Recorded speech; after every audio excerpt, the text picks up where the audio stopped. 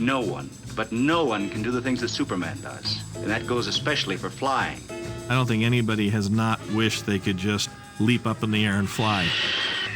By the time we got to the TV series, Superman was in full flight.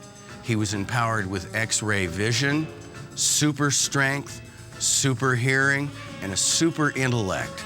And as kids, it just needed to sound right and look right, and then we bought into it. We believed it.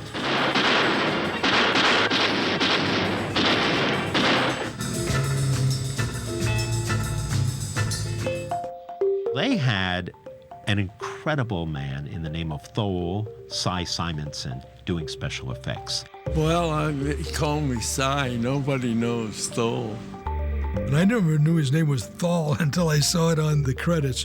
Cy was the best special effects man in the business. Cy Simonson brought trust to all the players because they knew they could rely on his special effects to go right.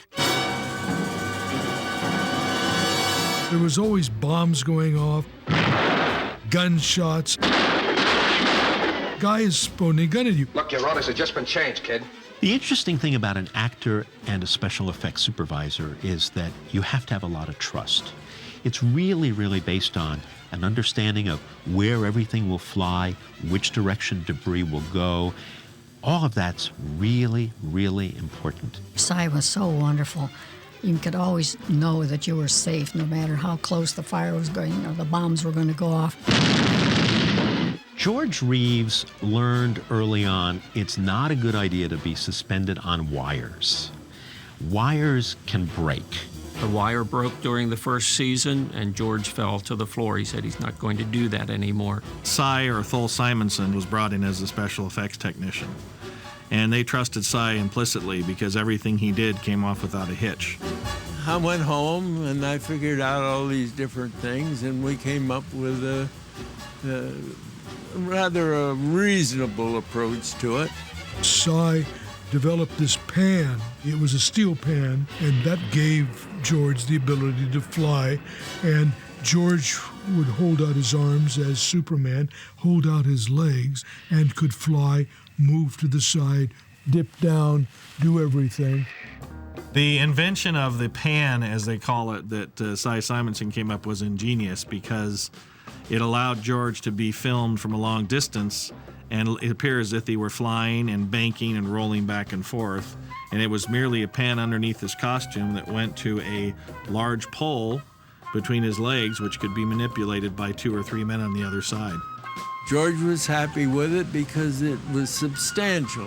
When he had to get up and you had to tie him in, but it wasn't something that looked or felt like it was something he could get out of, yet he knew he wouldn't get out of if it turned.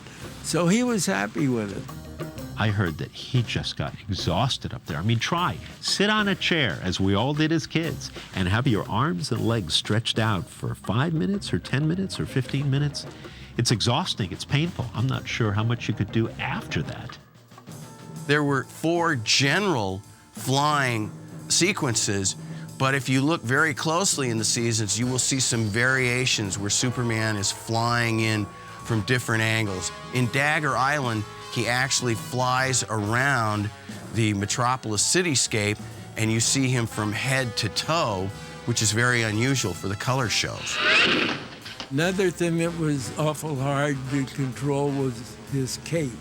You knew his cape should be flapping, but in order to get it to flap, you had to have wind. And in order to get the wind just right, sometimes it didn't fit how he's going to turn. And that turned out to be one of the bigger problems. I think George takeoffs and landings are better than anything that have since been in any of the Superman films in which he takes off with wires and comes in with wires. George, being athletic, developed a way of having a diving board in the floor, which would allow George to hit basically 2 pieces of wood with a spring in the middle, and he would approach it, land on it, and then leap over the camera and do a tumble. And he would go through the window chest height, And he'd be going up as he went through the window, fall on the foam pads we had. Coming in a window, he would stand outside out of camera range on a ladder, and then he would hang onto the bar and then swing in. He had him jump off ladders to arrive. Any number of times in an episode, he lands in a scene and you hear the whoosh. He's really jumping off a 4th or 5th rung of a ladder just off camera.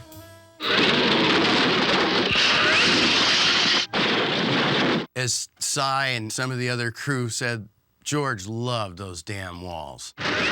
He got the biggest kick out of busting down a wall and coming in big and blue and almighty as he was. And the walls always had to be exactly the right consistency, because George liked the wall to pop. Bricks would fly and it'd look real. Crush this with your hand. One of the things I loved was how the special effects, the small special effects, whether it was the gun being crushed by Superman, or a barbell being wrapped around bad guys, or an iron bar from pipes that were just smashed around. Those were great, simple little things. How's that? That's swell. Now put it together. As a kid, we thought, this is Superman really doing something super. Cy Simonson could take a quarter, go back to his workshop, and give you $1 million special effect. When Cy Simonson made an effect, they had no doubt it would do what he said it would do. You trusted him with your very life, and Cy was just a prince of special effects.